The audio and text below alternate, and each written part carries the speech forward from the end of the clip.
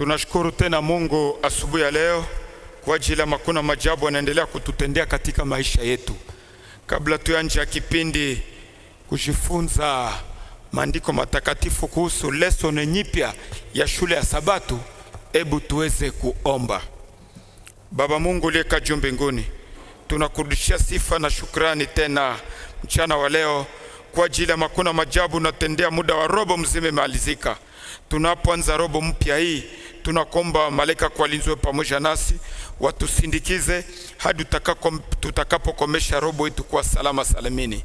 Bariki wasikilizaji, utubariki nasi tunapokuwa hapa, ni katika jina leo tuomba na kushukuru. Amina. Mchana wa leo tunapokuwa kwa lesson ya kwanza, kabla tuyaja jambo lolote, kwa sababu tutajifunza sana kuhusu kitabu ya Pambano Kuu. Ninakuwa na wandugu zangu hapa pembeni, nikianjia kwa mkono wa kushoto. Ndamusi aweze kujitambulisha ili mjue tunakuwa na akina nani katika mchana wa leo. Ni wakati wako. Mimi naitwa kwa jina la Pierre Amani, mmoja kati ya washiriki wa kanisa la Imbi. Asante, barikiwe sana. Tuna ndugu mwingine hapa. Asante, mimi naitika kwa jina la Polepole Zindula, ambaye ninapokuwa mshiriki wa kanisa hili la Imbi. Ubarikiwe sana. Mimi ni mwenyekiti Autriche Courage Gilles Bomokulumpu wa Kipwilo. Fundisho la linalokuja inasema utume wa Mungu ndio wangu. Utume wa Mungu ndio wangu. Kwa wale wafuzafe, kwa sababu tunatumia bilingue, wanasema ma mission. Utume wa Mungu ndio wangu. Kwa hivi kabla tuingia katika lesson ya kwanza, naanza kuzungumza kuhusu kiingililio. Kiingililio inasema acha kuongea na uanze kufanya kitu. Yaani katika robo hii hatutakuwa naongea, bali tutakuwa watenda kazi. Kila mara tulikuwa tunasema I will go, tutakwenda, lakini hautakwenda unaposhimama. Wakwenda na kwake kunafanya nini? Anaenda, yani nafanya nini? Action. Njomo unakuta kiingilio nasema acha kuongea na uanze kufanya kitu. Mwandishi wa kitabu hiki anasema miaka iliyopita moja ya magazeti yetu ya Kiadventisi ilichapisha mfumo ama mfano kuhusu tingitingi. Watu walikuwa wanatembea. Watu wanapokuwa tembea wanakuta mahali kwenye kunakuwa tingitingi. Ile nye kuwavuza vema walisema marekaji. Pale kwenye tingitingi hiko kulikuwa shida na matatizo. Watu walishindwa kutambuka. Na bila kuchukua muda, wanakijiji walifanya mkutano wa halmashauri wa kijiji. Kwa kweli walifanya mikutano mingi katika kijiji. Nadharia ya makala mbalimbali ziliwasilisha kuchunguza chanjo na wakati mwingine hata kupendekeza suluhisho. Walipokuwa wanazungumza, walipenda wapate suluhisho. Kwa nini hapa kunakuwa tingitingi? Tutafanyaje ili tuweze kukuwa na tambuka katika tingitingi hii? Lakini hakuna kilichofanyika isipokuwa kuendelea kukutana na kuzungumza. Yaani tunapokutana na kuzungumza ni kusudi wewe na mimi tuchangie mawazo na tupate nini? Mwelekeo. Majadiliano yaliendelea. Watu waliandika taarifa juu ya mada hiyo. Wanaziri wengine waliletwa. Uuzaji wa vitu mbalimbali vya nyumbani ulifanyika kwa ajili ya kupata pesa ili chakula kiweze kutolea kwa wale waliojitoa kwa saa nyingi wakiwa kwenye mikutano hii. Hatimaye pesa zilipatikana ili kujenga chumba cha mikutano kisichopenyeka sauti, ili vilio vya waliopotea na kufariki visiviruge mijadala iliyokuwa ikiendelea. Lakini bila kuchukua muda, kanisa kwa ujumla na hasa darasa lako la shule za Sabato hawapasi kuwa kama watu wa kijiji hicho. Tunapenda wakati wetu tuwe pamoja tukiomba, tuwe pamoja tukifikiri, tuwe pamoja tukishiriki na kujadili. Yaani ile umoja wetu ndio itacha tunasonga wapi mbele. Lakini tunatamani kwenda zaidi na hii, na kwa kweli kufanya kitu kwa ajili na pamoja na wale walio karibu nasi.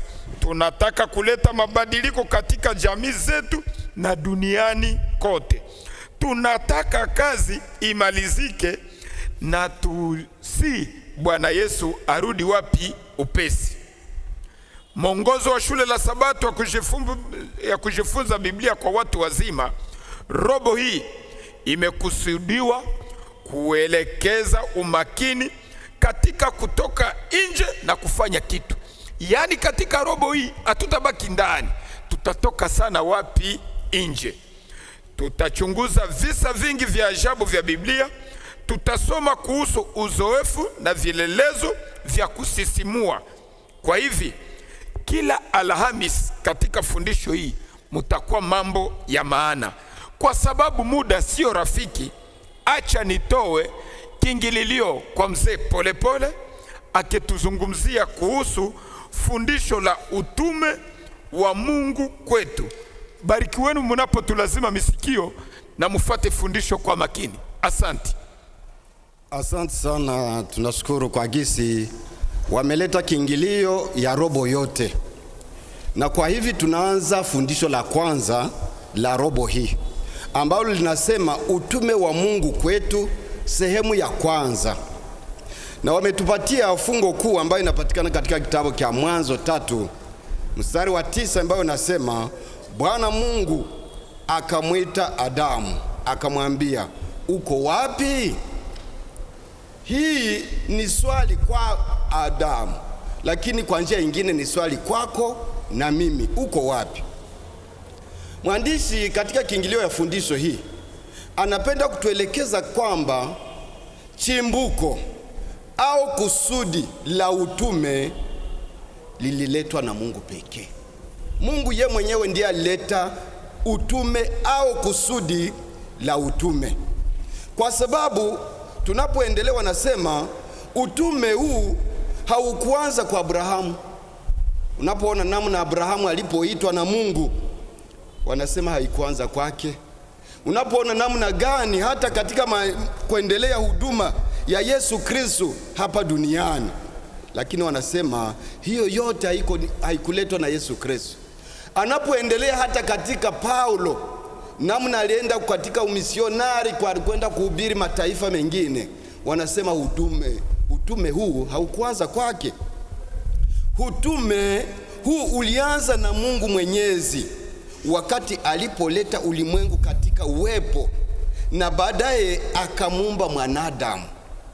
Na ndipo wanapoendelea wanasema, unapoendelea hata katika historia au katika maandiko, utaenda kuta ya kwamba Mungu ambaye kwa makusudi yeye alienda kutafuta na kutamani kuwa pamoja na watu wake.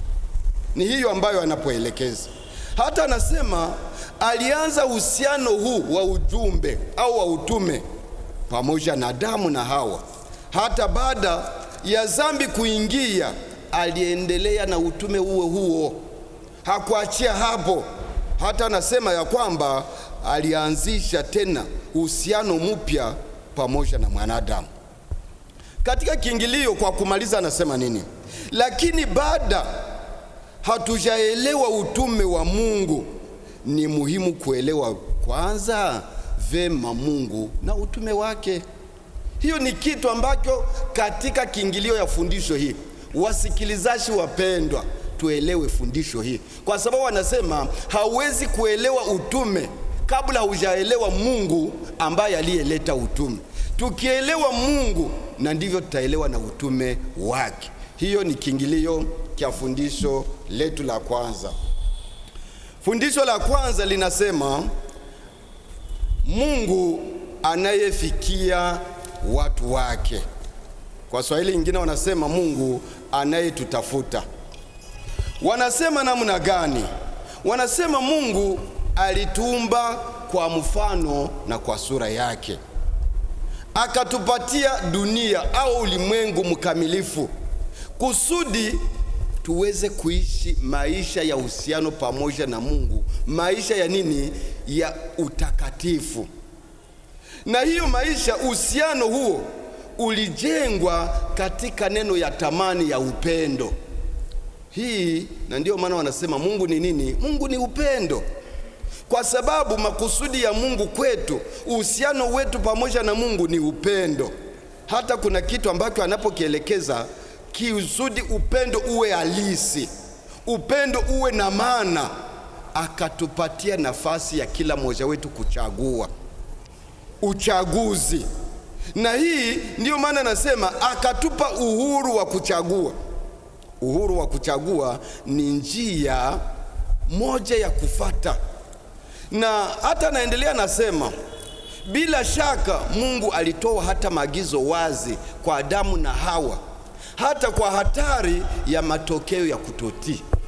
Alimwambia Adamu na Eva, nimewaweka katika bustani, shamba la Eden, lakini lazima ukue katika utiifu. Na akawaelekeza kama kuna hatari katika maisha yao. Lakini kitu cha kushangaza, bila shaka Mungu alipotoa maagizo hayo yaliyo wazi kwa Adamu na Eva kusudi hatari ya kutotii, wanatuelekeza kwamba shetani naye kwa udanganyifu akaja kwa Hawa, yani Eva, akamwelekeza, akamwonyesha kwamba kwa kutotii maagizo ya Mungu hawatapata shida lolote, hawatapata jaribu lolote, kiwango kwamba akamwambia ukikula tunda hili hakika hautakufa kitu, bali utakuwa kama nani? Kama Mungu. Na hii akakamata tunda akala. Baada ya kula akamupa na mume wake tunda, naye akafai kula. Na hiyo uumbaji ukamilifu ukaanguka katika doa au katika dhambi. Na hii ndipo sasa mwandishi anaendelea kutuelekeza, anasema nini? Kwa hiyo uumbaji ulipokuwa katika dhambi, yani dunia, Adamu na Eva walipokuwa wametenda dhambi, wakati huo ulibadilishwa mpango na kusudi ya asili ya Mungu. Mara moja mpango Mungu aliyoiandaa kwa ajili ya mwanadamu kuishi kwa uhusiano bora ukakuwa umefanya nini? Umechafua. Lakini mwandishi anasema nini? Utume wa wokovu ulikuwa uliopangwa kabla ya kuweka msingi wa ulimwengu au msingi wa dunia. Ulibidi ifanye nini? Uanzishwe tena, kwa sababu Mungu alikuwa amepanga kwamba mwanadamu ataasi, lakini baada ya kuasi akatafuta na mpango wote ili akuweza kumuokoa. Na wakati mwanadamu, Adamu na Eva alipoasi, mpango wa wokovu ulianzishwa pale pale. Na ndio maana hapa kuna kuwa swali wanauliza, ni yapi yaliyokuwa maneno ya kwanza ya Mungu kwa Adamu baada ya yeye na Hawa kuanguka? Na kwa nini kauli hiyo ni ya maana sana kiteolojia hata leo? Mwandishi kuna kitu ambacho amezungumzia pale anaposema, bila shaka Mungu alijua mahali walipokuwa wakiwa wametanguliwa na hofu. Adamu na Hawa ndio waliohitaji kuona kilichotokea kikitendeka. Mwandishi anapoendelea anasema, tunahitaji kuzingatia kwa makini hata hivyo ukweli kwamba kabla ya kukabiliana na ahadi ya upatanisho, Mungu alikuja kutafuta wale waliofanya nini? Walioanguka. Yani ndio maana fungo kweli sema, Adamu uko wapi? Hiyo ilikuwa ni njia. Wakati Mungu alipoona tayari Adamu na Eva wameasi, wametenda dhambi na wanaenda kujificha, ilibidi Mungu akuje tena kufanya nini? Kuwatafuta. Na mwandishi anapoendelea anauliza, anaposema anasema, Mungu kimsingi anashughulikia maswali mawili katika swala lake la Adamu. Kuna maswali mawili ambayo aliyoshughulikia wakati Adamu na Eva alipoasi. La kwanza anasema hali yake ya kuanguka. Hiyo ilikuwa ya kwanza, hali ya Adamu ya kuanguka. Kitu ya pili, asili yake ya umisionari, kwa sababu alikuwa amepewa ujumbe ya kubeba ujumbe duniani kote. Na ndipo sasa mwandishi anasema, tumepotea na tunahitaji sana wokovu.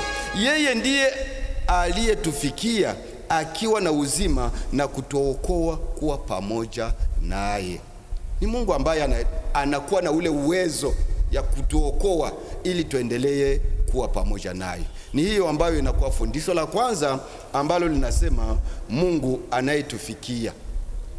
Fundisho la pili ambalo linasema Mungu anayetamani kuwa nasi. Wanatupatia maswali na mashairi ya kusoma. Mwanzo 17 mstari wa 7, Mwanzo 26 mstari wa 3, Mwanzo 28 mstari wa 15, ambayo nasema sasa lengo kuu la ahadi ya Mungu kwa Ibrahimu na uzao wake lilikuwa ni lipi katika mafungo haya?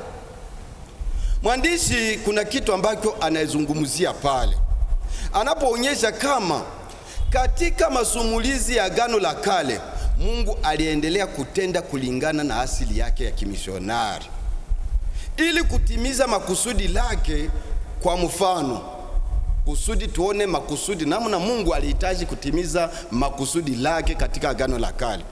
Anasema baada ya gharika watu wa Babeli waliweza kusanyika pamoja ili waweze kujenga munara ambao utafika mbinguni. Lakini cha kushangaza, Mungu akafanya nini? Akashuka akawachanganyikisha nini? Lugha. Alipowachanganyikisha lugha, ndipo sasa wakafanya nini? Wakatawanyika katika dunia. Unaona sasa makusudi ya Mungu ya ule ujumbe wake wa kimisionari unaendelea. Walipotawanyika, ni hapo sasa nasema akachagua, kisha akaona kisha akaupanua utume wake, akamwita Abrahamu. Alipoita Abrahamu alipotoka katika uri wa Kaldayo, akakuja kwake akamwambia nitakuwa Mungu wako. Akamwambia neno la pili, nitakuwa pamoja nao. Na hii ikamtia Abrahamu nguvu anapojua ya kwamba amekuwa pamoja na Mungu. Kitu ya pili anasema Mungu atakuwa Mungu kwake. Na hii ndipo wanapoendelea wanasema kwa historia ilipoendelea, tunapoendelea kusoma Biblia, wanaonyesha namna gani Yusufu alipofikia katika nchi ya Misri. Na hiyo alipofika haikuwa kwa kubahatika, ilikuwa ni mpango wa Mungu kwa ajili ya kuendelesha ile mpango wake kwa kuweza kuokoa taifa lake. Katika kila hatua ya uzoefu, yani katika hatua yote Yusufu aliyoipitia ndani, Mungu alikuwa pamoja naye. Hakumwacha kamwe. Unapoona namna alienda kwa muongozi wa jeshi, namna alipoingia katika gereza, utaenda kuta hakika Mungu alikuwa pamoja naye. Na hapa ndipo aliendelea akamwambia Yusufu, Bwana alikuwa pamoja naye. 11. Kwa kumaliza, kuna swali ambalo linaulizwa. Moja ya makusudi makuu ya patakatifu pa Agano la Kale lilikuwa ni lipi? Lilikuwa ni gani? Mwandishi anasema Mungu aliamua kuwa pamoja na watoto wake kwa njia tofauti. Kwa hali yoyote, kwa njia tofauti Mungu alijitukuza. Kwa sababu unapoona namna aliambia Musa, akamwambia ujenge hema, kwa sababu katika hema hilo nitakuwa pamoja nanyi. Mnapotembea nitatembea pamoja nanyi. Mnaposimama nitakuwa pamoja nanyi. Na hii ikamtia nguvu, hata akaonyesha makusudi na wenye maana ambayo ilielekezwa kwa chombo kikuu cha utume wa nani? Wa Yesu Kristo. Anasema nini? Anasema mnapoona mambo yaliyokuwa yakitendeka katika ile hema takatifu, walikuwa wanatoa sadaka za kafara, na ukuhani wa mfumo wa Kiyahudi vilianzishwa ili kukamilisha kifo na kazi ya upatanisho ambayo itakapofanyika na nani? Na Yesu Kristo. Hiyo yote unapoelekeza namna katika ukuhani na mambo yaliyotendeka katika hema takatifu, yale yote yalikuwa yanalenga Yesu Kristo na kazi ambayo atakapoyafanya. Sherehe zote hizo hazikuwa na maana yoyote wala wema wowote, isipokuwa tu zilikusudia kwa kuja kwa Yesu Kristo.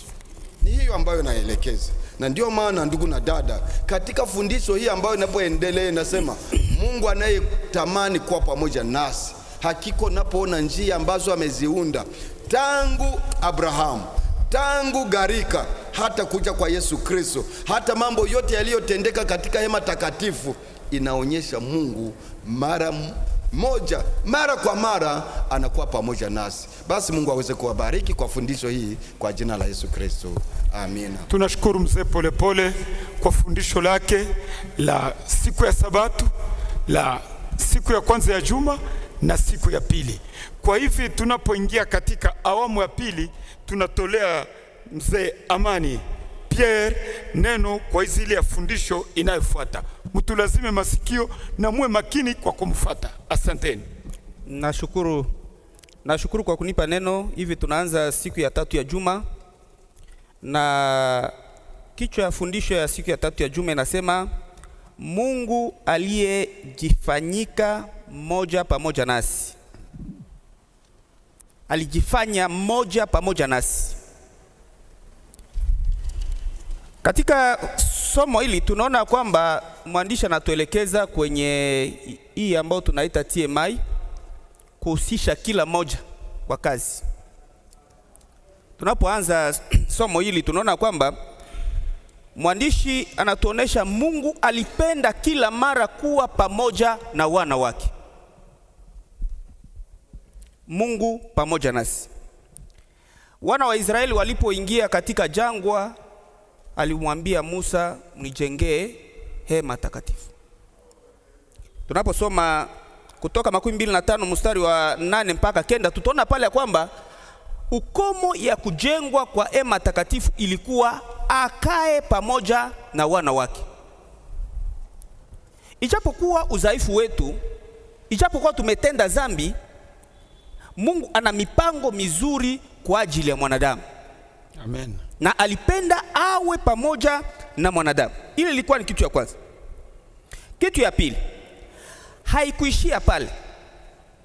Tumetenda dhambi, tumepungukiwa na utukufu wake, hanatuma hata mwana wake wa pekee aje kukaa pamoja nasi. Hakuangalia udhaifu wetu, hao kosa ambao tulifanya. Ndio maana nilifurahi wakati mwalimu alipoanza akasema, akumuuliza Adamu na Eva sababu ya nini umefanya hiki. Alimuuliza tu, uko wapi? Ni kama vile anaweza kutuliza sisi kati yetu, uko wapi? Anajua yale ambayo nilifanya, lakini anakuuliza uko wapi? Katika somo hili anatuma mwana wake wa pekee kusudi kila amkubalie apate nini? Kuokolewa. Yani nafurahi Papa Jilo wakati alipoanza somo hili alisema utume wa Mungu unapasha kujulikana. Utume wa Mungu ni nini? Utume wa Mungu ni kutafuta na kuokoa. Tunapokuwa katika TMI tunawaendea wengine kwa pasha habari njema kusudi nao wapate kuokolewa. Kutafuta na kuokoa. Ile inakuwa utume wa Mungu. Na ile inakuwa hapa katika somo la siku ya tatu ya juma. Mungu anatafuta, yeye anapokuwa misionari wa kwanza, na ukomo wa misionari yake ni kutafuta na kuokoa, anapenda kutuambukiza nasi. Kusudi nasi tunapotoka, mwandishi nafurahi sana kiongozi aliposema kwamba tunaitwa kutoka ili tufanye kitu. Nafurahi sana Papa Jilo wakati ulipoanza nasema tunaitwa kutoka. Mafundisho yetu si ya kinywa tu, lakini tutoke. Tutende kitu fulani. Ni ile mwandishi alituonesha hapa kwamba sasa Mungu yeye hakupenda kuikalia na megafone kule mbinguni aanze kusema, lakini akashuka kutafuta na kuokoa. Nasi tunaitwa kuweza kutoka tufanye TMI, tuwatafute wale ambao hawajakubali, hawajamjua Kristo, wakubali na wapate kuokolewa. Ndio maana mimi nitaenda kwenye ukarasa wa 13 nitasoma. Tulipoanguka haikuwa njoo mwisho.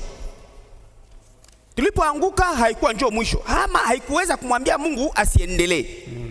lakini misionari wa Mungu uliendelea kusudi apate kuokoa ulimwengu.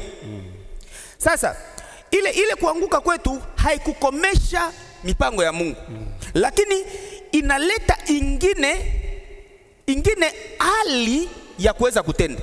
Kifaransa inasema hapa, ni hata nikisoma kidogo, la chute n'avait pas mis fin à la mission de Dieu envers l'humanité. Haikuleta mwisho, lakini basi la chute avait seulement déplacé la mission vers une nouvelle dimension. Yani ilileta na ikapana lengo ingine ambayo Mungu alikuwa nayo awali. Ni ile ilikuwa katika ile ukarasa ambao nilipenda mimi nisome. Tusione mipango ya Mungu kama ni bitu ambayo iliweza kutokea sababu mwanadamu amekosa. Yani ni mipangilio ambayo ilikuwa kabla mwanadamu kuumbwa.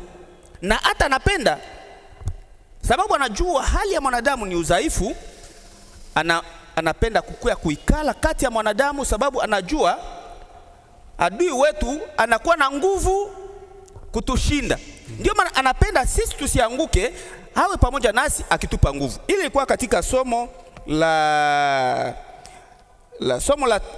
siku ya 3 kwa hii kitabu. Hivi tutenda haraka kwa somo la siku ya 4. Mungu anaendelea kuwa pamoja nasi. Anaendelea kuwa pamoja nasi. Tumeitwa kutoka na kuweza kutenda kitu. Hata wale watu wakakubali. Wale watu wakakubali kubatizwa. Ni mara ngapi tunaendelea kuwazogelea kusudi imani yao isirudi nyuma? Mungu anapenda kutufundisha hapa kwamba hata kama wamekwisha kukubali na wakabatizwa, ni vizuri kuendelea kuwakaribia kusudi imani yao isifanye nini? Isirudie nyuma. Tuone hapa. Umishonari wa Mungu iliweza kumanizika ama iliweza kukua komplete katika Luka 19 mstari wa 10, ambayo inasema mwana wa Adamu alikuja kutafuta na kuokoa wale waliopotea. Amen. Luka 19 mstari wa 10. Sasa wakati Pasaka inapofanyika, hii ambayo ilikuwa inaonyesha kwamba ni kuokoa wana wa Israeli toka Misri, katika somo hili mwandishi anapenda kutuleta moja kwa moja kutuonesha kwamba Yesu alijifanya mwanadamu.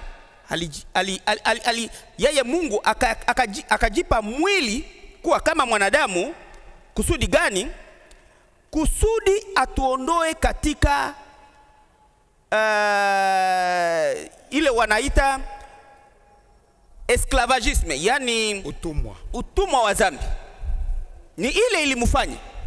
Alikuwa na nguvu ya kuweza kusema hata kule mbinguni na watu wakageuka, lakini akasema hapana, kusudi wajue ya kwamba mimi nawapenda, acha nijifanye kama vile wao, ni wahudumie kama vile wao, na wajue ya kwamba mimi nakuwa Mungu wa upendo. Ndio hapa mwandishi alituonyesha ya kwamba alijifanya mtu kwa upendo wake, akashuka hapa chini kusudi mmoja kati yetu asipate kupotea.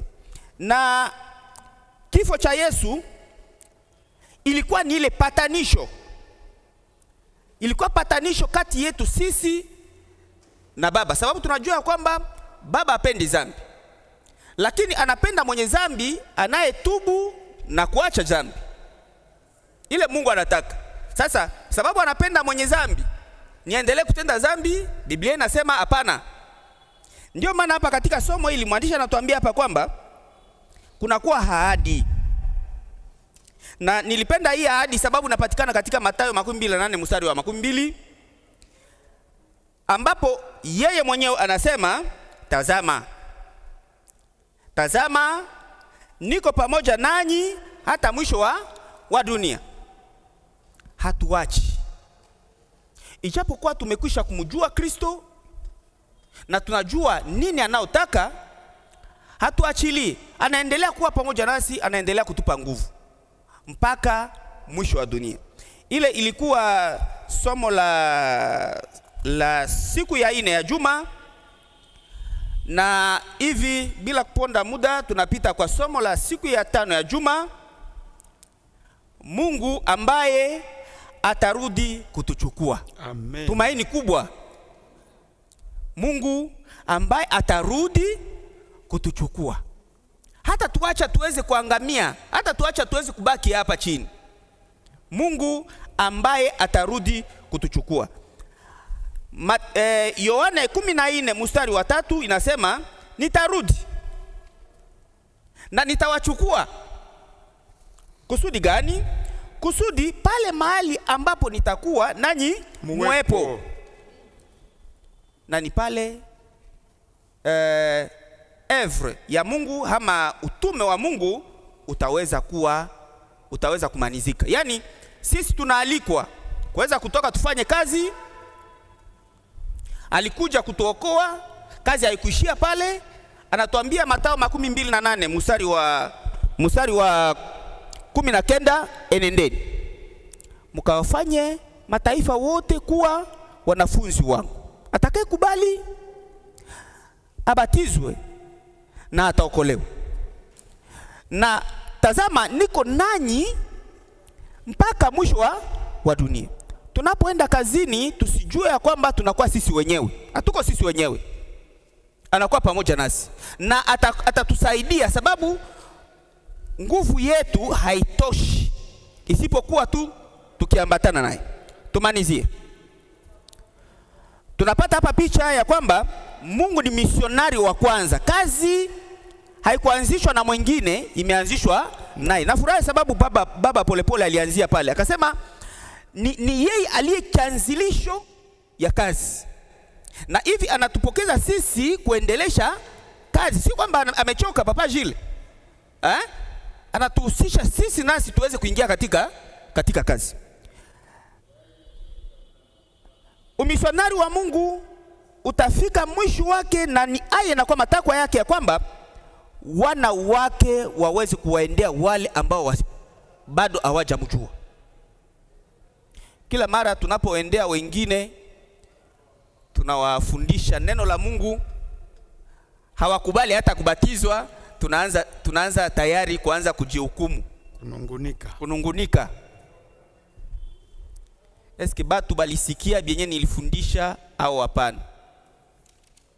Kunakuwa kazi ya Roho Mtakatifu.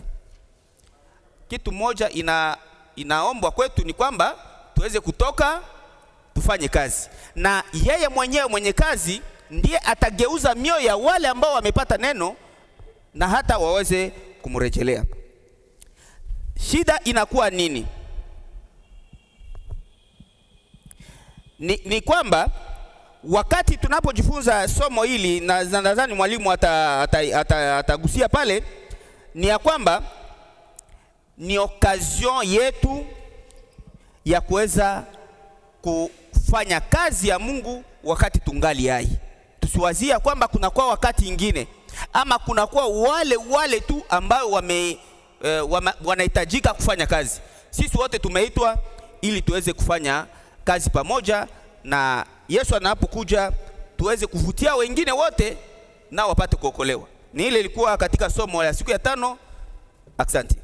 Mungu akubariki ndugu Pierre. Tunapoangalia kujifunza zaidi, kabla wa ndugu amuyafanya ongezo katika lesson hili, mpango wa ukombozi wetu haukukuwa kitu kya kubahatisha, bali ulikuwa mpango wenye ulipangiliwa. Ndio maana mwandishi anaandika maneno yafuatayo: mpango wa ukombozi wetu haukukuwa wazo badala, haukuundwa baada ya Adamu kuanguka dhambini. Ulikuwa mafunuo ya ile siri iliyofichika tangu zama za nini? Za milele. Ulikuwa ni ufunuo wa mambo yaliyofichika kale na kale katika kizazi cha enzi cha Mungu. Tangu mwanzo Mungu na Kristo walijua juu ya uasi wa nani? Wa Shetani, na juu ya anguko la mwanadamu kupitia nguvu ya udanganyifu ya yule mwasi. Mungu hakuruhusu kwamba dhambi iwepo, bali aliona dhambi ikitokea naye akafanya matayarisho ya kuikubali dhambi hiyo. Upendo wake kwa ulimwengu ulikuwa mkubwa sana kiasi cha kuweka agano la kumtoa mwanao wa pekee. Gisi mwana wake anasema alienda akafanya mpango ili mimi nawe tupate nini? Wokovu. Ili kila mtu amwaminie asipotee, bali sote tupate uzima wa nini? Wa milele. Inapatikana katika Yohane 3:16 ama katika kitabu ya Ellen G. White kinaitwa Tumaini la Vizazi Vyote kwa ukarasa wa 16. Kristo hakuambia wanafunzi wake kwamba kazi yao ingekuwa rahisi. Kazi iko ngumu, gisi nasi leo tena kazi iko nini? Ngumu. Lakini wasingeachwa wapigane peke yao.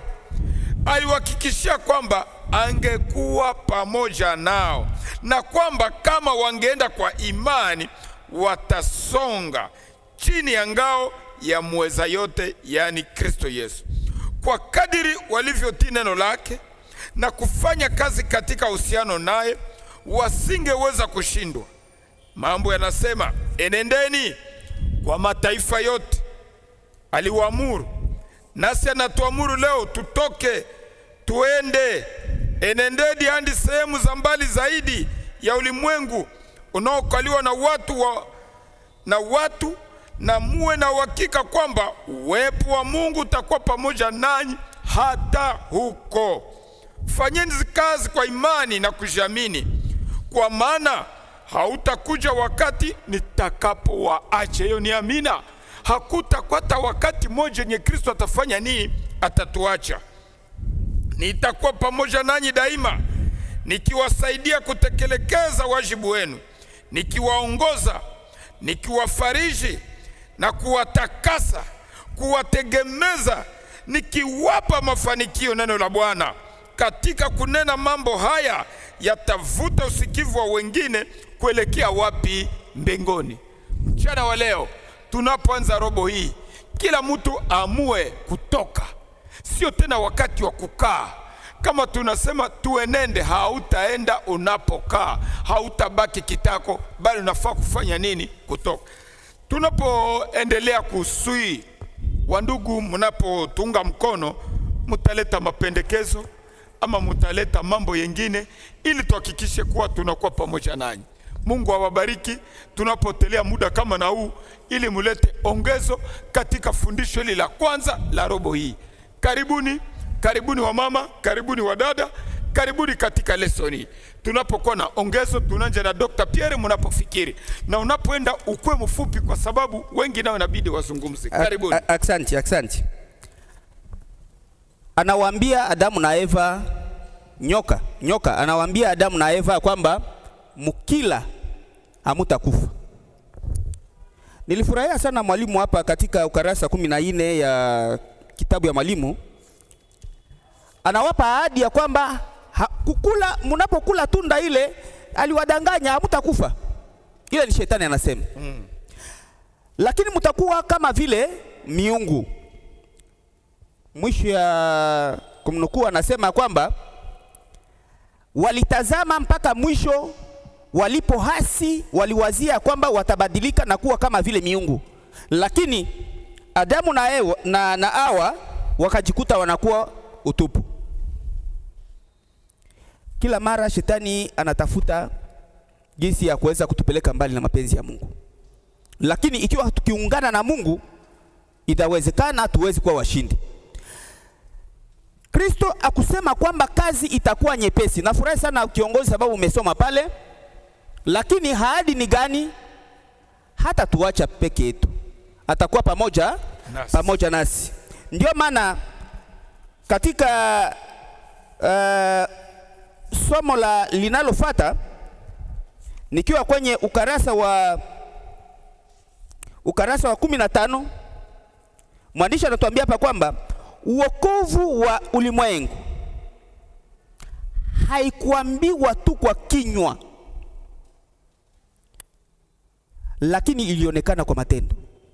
Kifaransa inasema hivi: la rédemption de l'humanité n'avait pas seulement été promise en parole, on l'avait également vu en action. Amen. tutoke, tutende kazi. Kuna kwa wakati ambao tunafika katika nyumba ya mtu fulani, tunaingia, tunapofanya nyumba kwa nyumba, tunajua hapa kuna kwa inawezekana wa Kristo kadhalika, tunaingia. Tunapojua kwamba hapa kuna kuwa ni nyumba ya wamizilma, tunafanya nini? Tunasote, tunaenda kwa kwingine nyumba. Tunawazia kwamba nguvu ni yetu, lakini anatuambia hapa kwamba nitakuwa pamoja nanyi. Kazi haiko nini fasile, najua, lakini nitakuwa nanyi na nitawapa nguvu. Sasa mwalimu, pale kwenye ulishia ukasema kwamba mwende katika mitaa za mbali. Kila mara tunapenda kufanya mafundisho yetu wapi? Katika vile. Hakuna mtu ya kuweza kutoka na kusema kwamba niende kule kumilie rekile. Mwandishi anatuambia hapa kwamba Kifaransa anasema aller vers les régions les plus reculées du globe. Lakini sisi tunapenda sana tuanze kwa mbele urafiki na wale wa boss, tuanze kwa urafiki, ndio inahitajika. Lakini wanatuambia pia tusikose kwenda kule. Tunawazia sema kwamba kuvile tu njoo kuko batu baba asikia, lakini kuna kwa wengine yeye mwenye kazi anajua kwamba kuna kwa wengine wakuwa kule, tuwaende. Asante. Ubarikiwe sana. Ongezo mzee pole pole tunaposubiri mama Odile pale. Ninashukuru fundisho hili, imenipatia picha ingine ya kumshukuru Mungu. Kwa sababu gani? Wale wanapokuwa na kitabu hiki cha mwalimu, page ya 13, page 13. Pale juu kunasema uhusiano wa Mungu na Adamu na Eva kabla ya anguko ulikuwa uhusiano wa siku kwa siku. Yaani kila siku Mungu alikuwa anashuka kuja kuzungumza nao.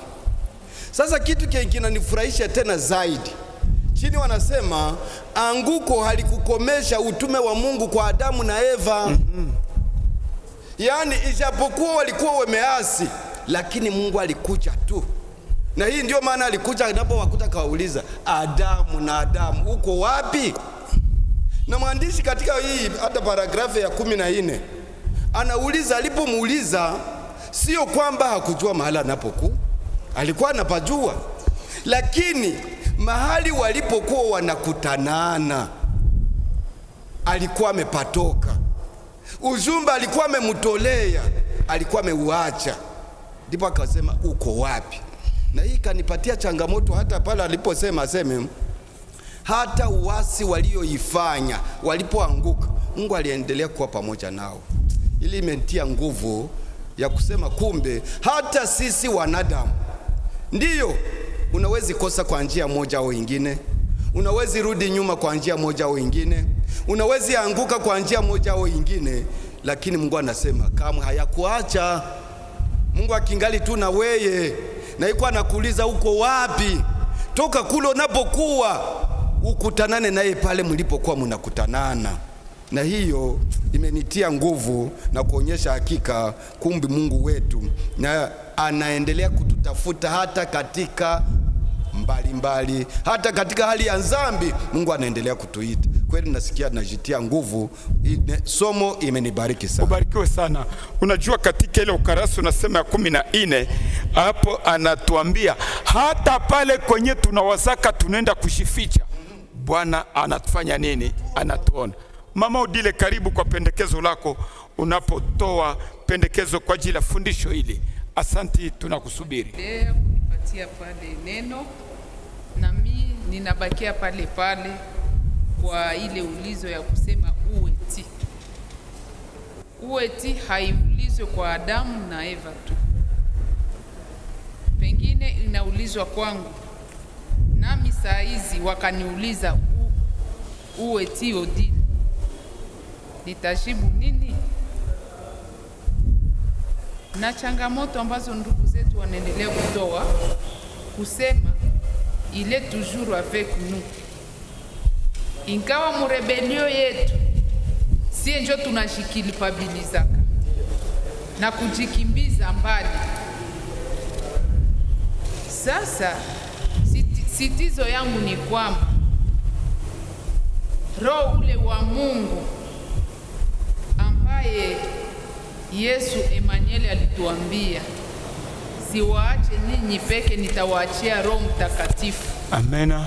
Atakayewaongoza. Ni ombi langu ili nitakapoulizwa swali ya kuulizwa uko wapi, Roho wa Mungu akuwe kapable ya kunionyesha kama niko wapi na niongoke.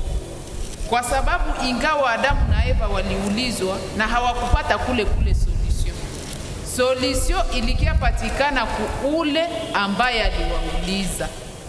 Na ndio maana wanasema ni neno la kutupatia changamoto na tumaini nzuri, sababu ule Mungu ambaye ametuumba anatujua kuliko sisi. Amen. Na hakika ni Emmanuel, abarikiwe. Amen. Jambo lingine la kuongeza tunaposubiri, je, kuna jambo lingine ama swali? La kuongeza. Swali, karibu na swali kusudi tukomboe muda. John bwana Bazakari, tunaenda na muda jameni. Ninakuwa na swali kwenye fundisho lililoipia kwenye sije inaposema utume wa Mungu, utume wangu. Utume wa Mungu utakuwa utume wangu namna gani? Ijapokuwa mimi mkosefu, nimeumbwa kwa mfano wa Mungu, lakini mimi niko nini? Niko mkosefu. Sasa ule utume wa Mungu nitakufanya namna gani katika hali yangu ya ukosefu, kwa maumbile yangu ya ukosefu? Tunashukuru kwa swali lake. Anauliza swali, utume wa Mungu kwangu, mimi mkosefu, mimi mtenda maovu, ile utume wa Mungu kwangu utakuwa na kiasi gani? Mzee Polepole na Dr. Piero wanapofikiria, tukenda kwa ile ukarasa yenye ndugu hapa alitoka kutuambia, Yesu Kristo alituambia katika ukarasa ile tumetoka kusema ya, ukiangalia pale fasi ya unasema kujifunza zaidi, alisema ya kwamba ninaenda kuwatayarishia nini makao. Pale kwa nilisema anaye muamini asipotee bali apate uzima wa nini? Wa milele. Kwa nguvu zetu, kwa uwezo wetu sisi wenyewe hatuna nguvu.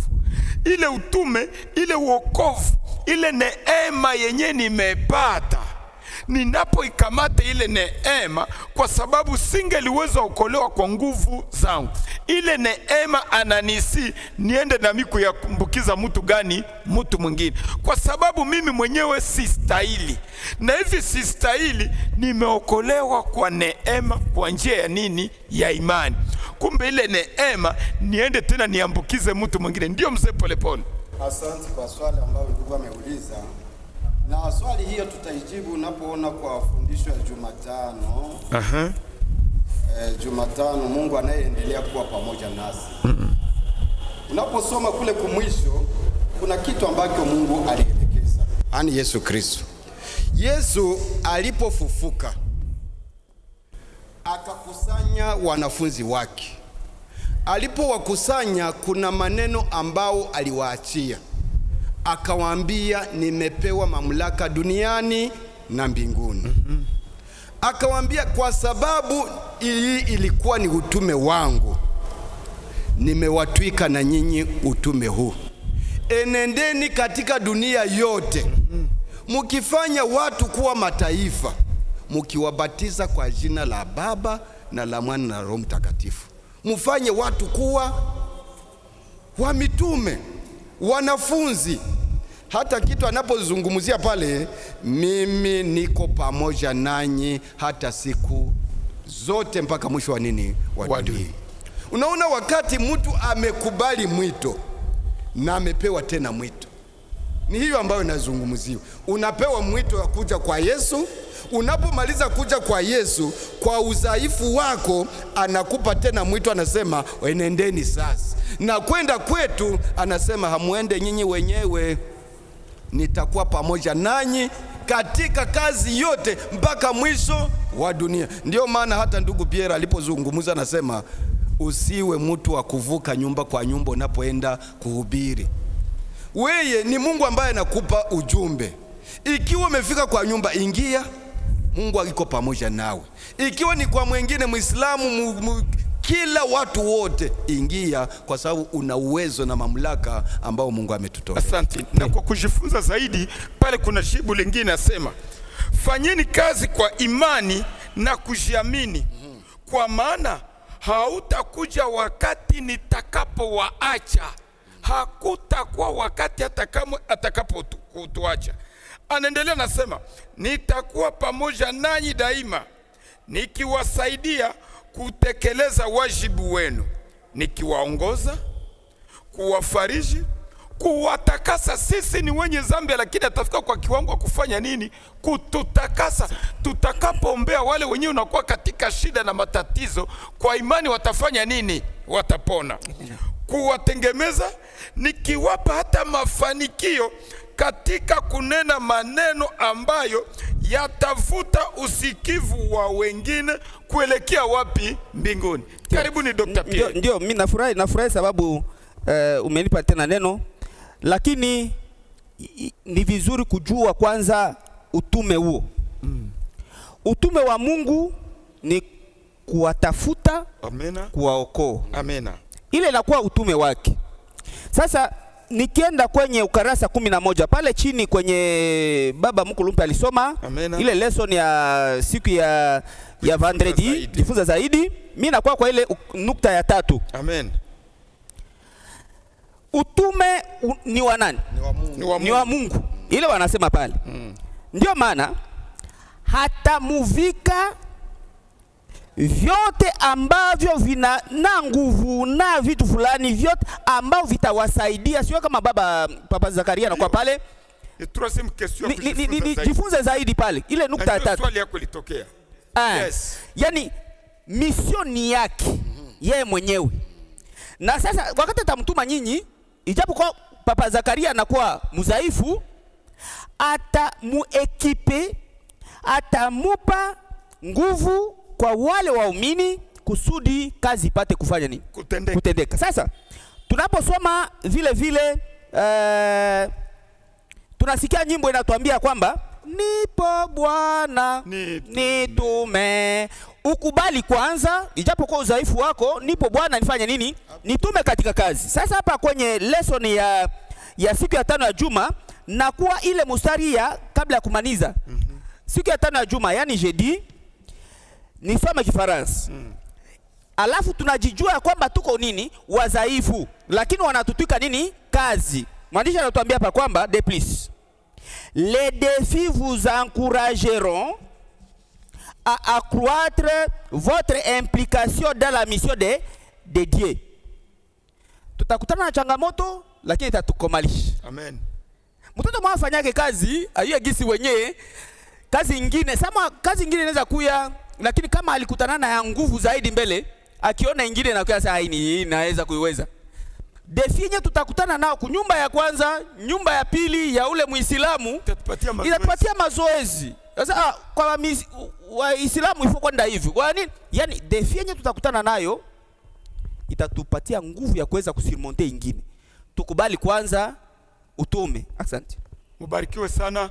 Tunapofika ukomo wa lesson yetu ya leo, tutapatia ongezo kwa dakika moja, na kama kati yenu kutakuwa ongezo, ili tuhakikishe kama tunaenda funga na ombi ya mama Joel Mutuzo. Ongezo mzee Polepole. Asante sana kwa nyongezo. Nyongezo yangu ni fupi, ni kichwa ambacho tulipokianzia kwa ulipokisema. Acha kuongea na uanze kufanya kitu. Amina. Ni hiyo ambayo inatosha kwetu. Tumejifunza mengi. Ni wakati sasa wa kutoka tufanye kitu. Asante. Barikiwe sana. Mzee Pierre. Ndio, mimi nilipenda kusema la mwisho.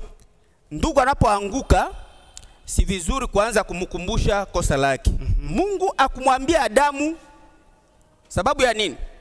Mtu mzima kama wewe, watu wawili, lakini alimuuliza tu uko wapi? Yani ikiwa kama kuna kwa ndugu ambaye ameanguka katika kosa, isitufurahishe na kuanza kumuuliza sababu. Lakini tukamate hatua ya kuweza kumuelekeza naye atoke katika njia ile mbaya. Asante. Barikiwe sana. Ongezo lingine? Ndio ndugu pale. Shimama polete ongezo lako. Ndio. Tunaona kuwa Mungu kwa kweli anatupenda. Ongezo langu ni ombi. Tumeona Adamu amefanya kosa, amekimbia. Mungu ameenda kufanya nini? Kumtafuta. Kama vile mitume Yesu Kristo amefufuka, yuko anaonekana kwao, wamekata tamaa, wameenenda, akaenda naye kuwatafuta. Na sisi Mungu Mungu atusikilie huruma, kila mara tunapotea atafute hivi hivi. Tunawashukuru nyote kwa kutufuata katika uchambuzi wa leo. Mama Joel anapokuja hapa kutufungia kwa ombi, tunawasi na kuwasisitiza tuingie mkononi ili tuweze kukuwa na fundisho ili katika robo hii mpya, na tuhakikishe kama hatubaki, lakini sasa tunafanya nini? Tunaondoka, kwa sababu si wakati tena wa kukaa, bali ni wakati wa kufanya nini? Wa kuondoka. Basi tujinyenyekee kwa ombi sote kwa jumla. Tuombe. Baba yetu wa mbinguni, tunasema asante sana kwa sababu ulianza nasi na unamaliza nasi, jina lako lipewe sifa. Tunakushukuru mara ingine kwa kumaliza robo na kuanza ingine, uimidiwe milele na milele. Mafundisho hii ambayo unatutayarishia Baba, utusaidie tupate kuyaishi. Haiko tena Adamu ambao ulimtafuta, leo ni sisi ambao unatutafuta. Utusaidie nasi tukue parmi wale ambao watafanya kazi yako. Hatuwezi weza peke yetu, ila wewe mwenyewe upate kutuongoza katika jina la Yesu. Amina. Amina. Tunashukuru na Mungu aweze kuwabariki.